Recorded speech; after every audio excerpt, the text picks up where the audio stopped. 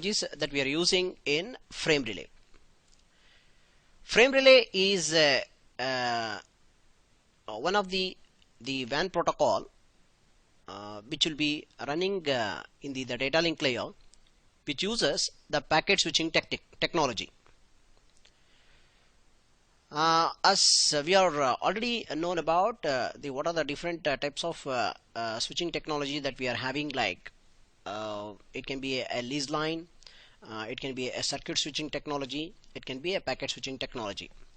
So packet switching technology is the one which will going to save a lot of money.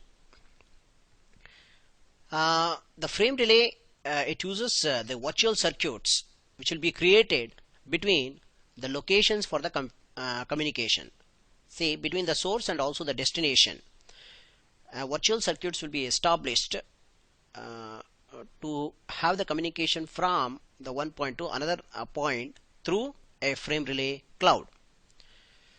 Virtual circuit is a one-way path through frame relay cloud, and these frame relay circuits can be established as either PVC or SVC. PVC stands for permanent virtual circuit and switched virtual circuit. The fundamental difference between a PVC or SVC is PVC always kept alive, but SVC will get created only when there is a need of transferring of data.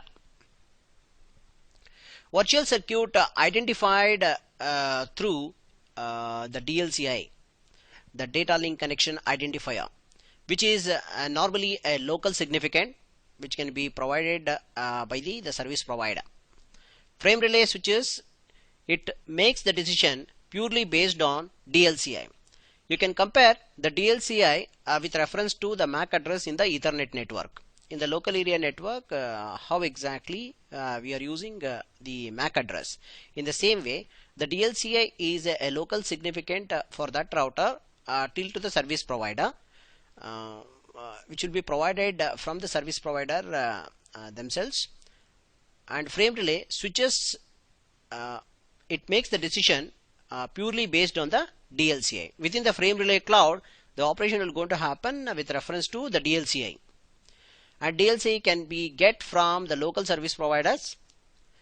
And when we are configuring the frame relay, we need to map the network address, that is a destination network address, to the local DLCI number. The frame relay it uses a CIR, which is a committed information rate. At any point of time, what is the minimum bandwidth that is allowed to communicate between the source and destination will be defined by CIR.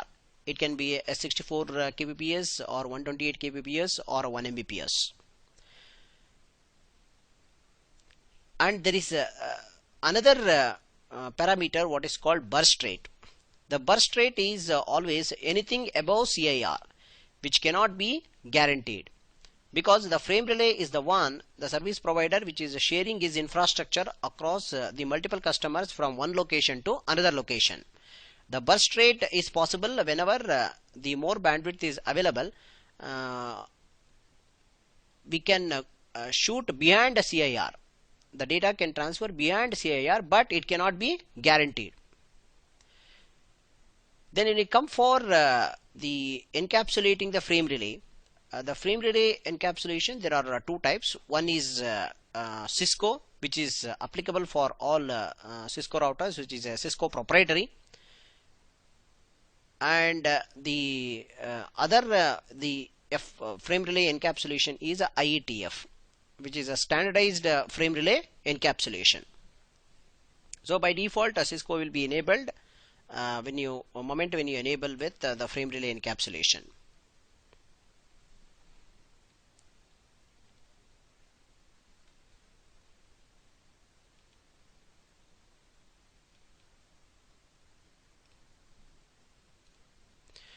Frame relay has got one more parameter, what is called the local management interface, which normally we referred as LMI.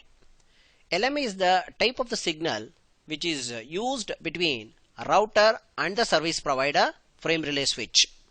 The router and the service provider frame relay switch.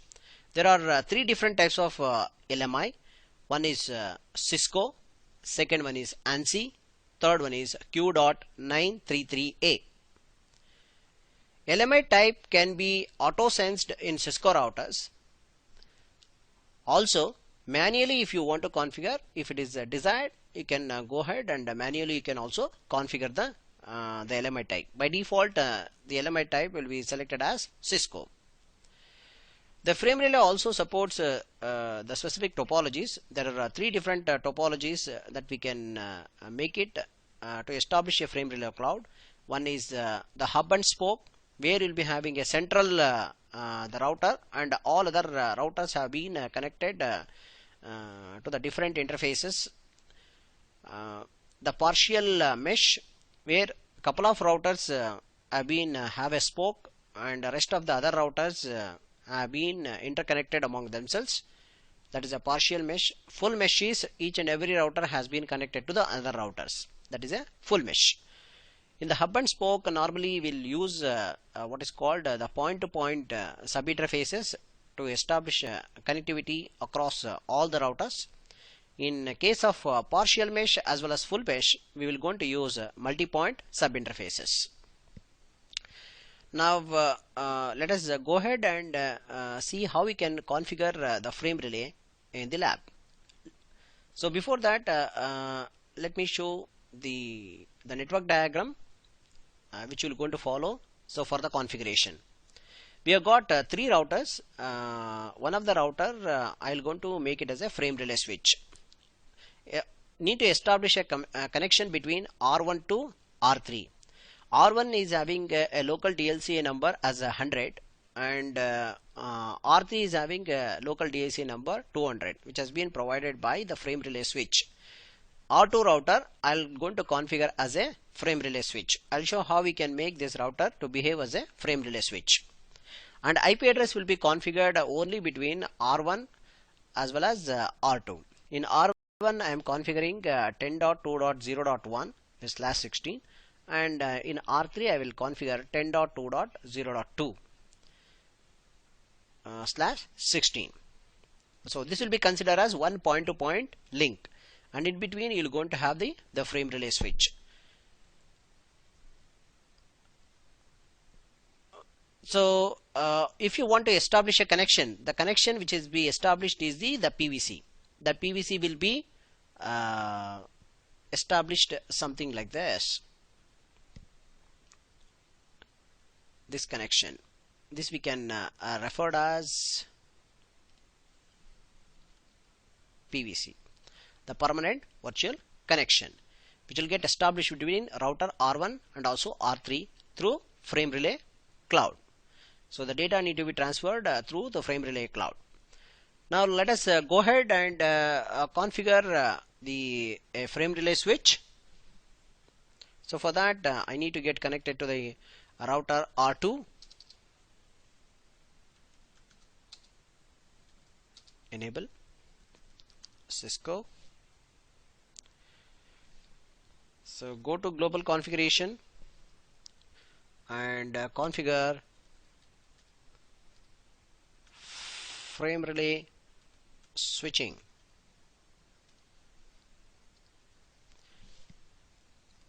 Then we need to go for the specific interfaces.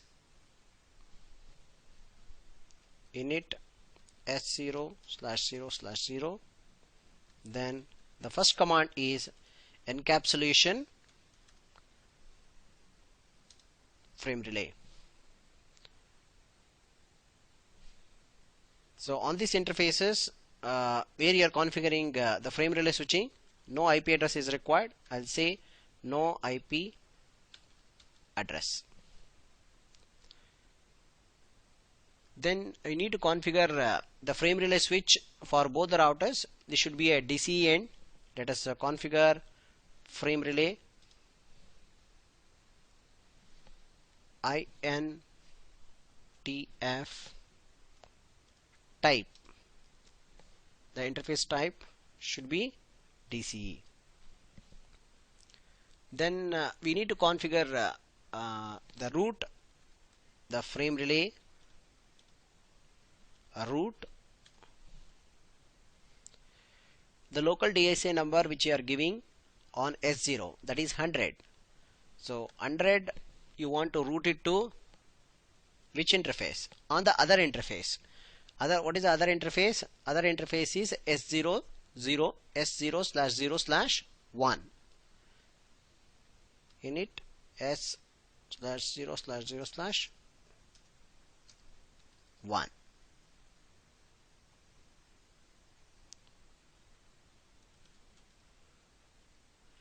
Frame relay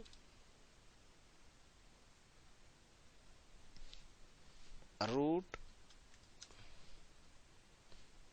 100 is the local DSA number, then interface S0 S0 slash 0 slash 1 to 200. So the 200 is the DLCA number from 100 to 200. That is what exactly we are defined in the frame relay switch. Now same way, this is on one interface. Any input that is coming from the 100 DLCA, please ensure that that should go for a 200. Same way, from 200 any data that is coming, it should come back to 100.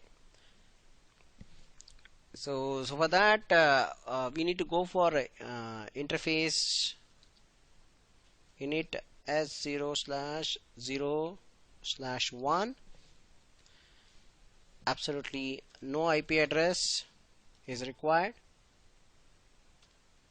No IP address. Then you have to do encapsulation frame relay.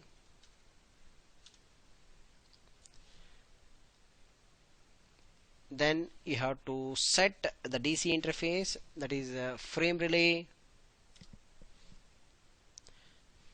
interface INTF type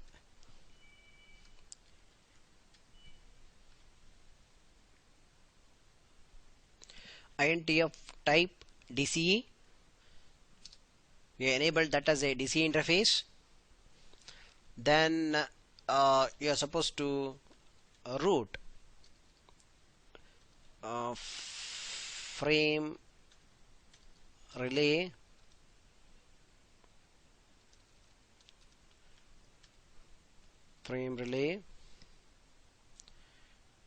route what? 200. What is the local DSA number on the other this interface? It is 200. The 200. Now the 200 you want to make it to go to 100. How are you going to make it? Frame relay route 200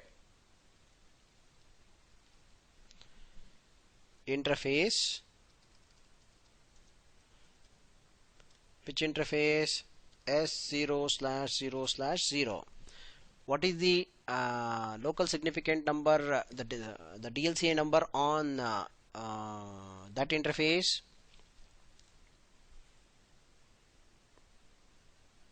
That is 100. So we are configured from 100 to go to 200. Same way from 200 to go 100. So this has been configured in a frame relay switch. Say enter. So now we have configured the frame relay switch. The frame relay switch,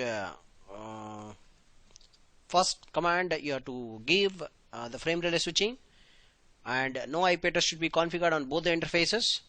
On one interface you have to make that interface as a DCE. Then finally you have to configure the frame relay route. So exit show frame relay route.